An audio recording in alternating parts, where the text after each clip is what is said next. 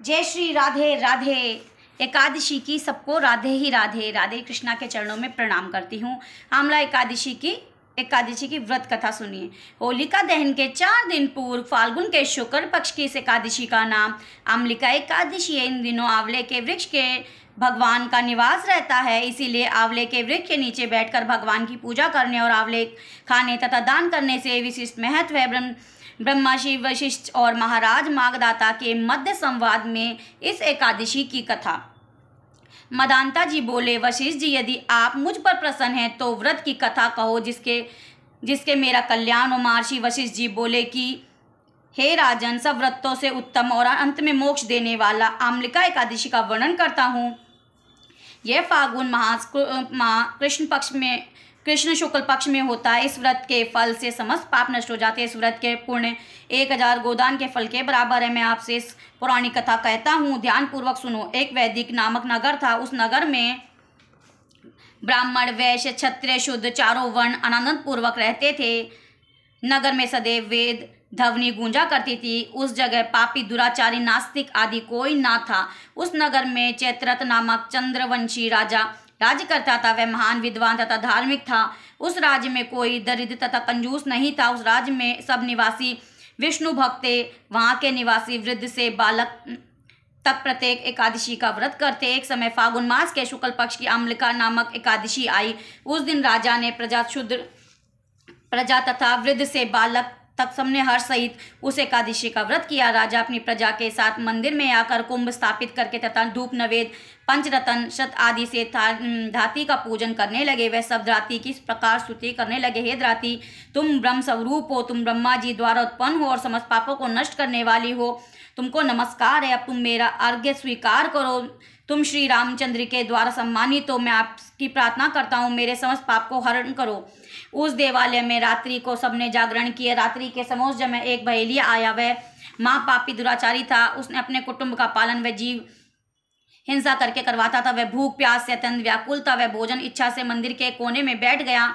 उस जगह विष्णु भगवान की कथा एकादशी मातम सुनने लगा। इस प्रकार उस बहेलिये ने समस्त रात्रि को अन्य लोगों के साथ जागरण व्यतीत किया। प्रातःकाल होते ही सभी लोग अपने अपने घर गए। उसी प्रकार वह बहेलिये ने अपने घर पर चला गया और भोजन किया। कुछ समय बीतने के पश्चात उस बहेलिये की मृत्यु हो गई और अमल की एकादशी के व्रत जागरण के प्रभाव से उसके एक राजा ने यहाँ जन्म लिया।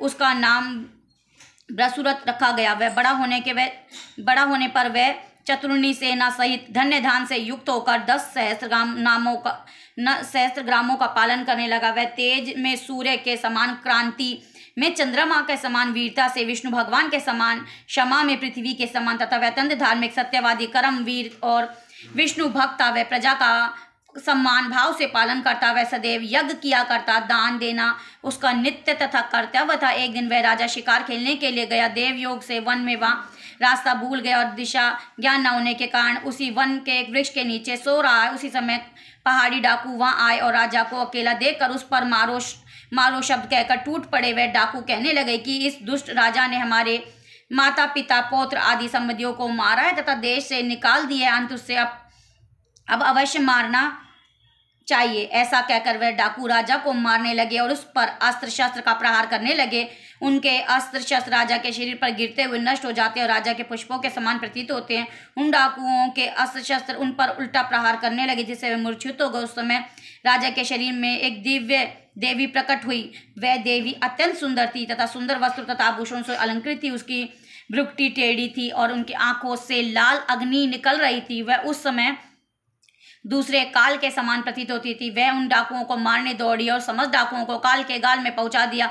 जब राजा जगा तो डाकुओं को मरा हुआ देखकर सोचने लगा कि इन शत्रुओं को किसने मारा है, मेरा इस वन में कौन हितैषी रहता है। जब वह राजा ऐसा विचार कर रहा था, तभी आकाशवाणी हुई, हे राजन, इस संसार में विष्णु भगवान के अतिरिक्त तेरी कौन रक्षा कर सकता है। इस आकाशवाणी को सुनकर राजा अपने नगर को वापस आ गया। सुखपूर्वक राजा राज करने लगा। महर्षि वशिष्ठ जी बोले, हे राजन, यह सब आमलक एकादशी के व्रत के प्रभाव का था। जो मनुष्य एक अमल को एकादशी का व्रत करते हैं, वे प्रत्येक कार्य में सफल होते हैं और अंत में विष्णु लोक को जाते हैं। श्री कृष्ण गोविंद हरे मुरारी, हे नाथ नारायण वासुदेव। श्री कृष्ण गोविंद हरे मुरारी, हे नाथ नारायण